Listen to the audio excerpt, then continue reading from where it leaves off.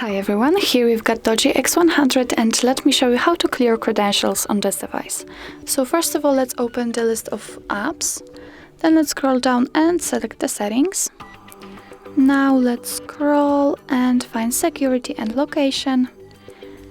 Scroll down again and find encryption and credentials. Let's click on it, and at the very bottom of the list we've got clear credentials, so simply click on it and your device will ask you if you really want to remove all the contents.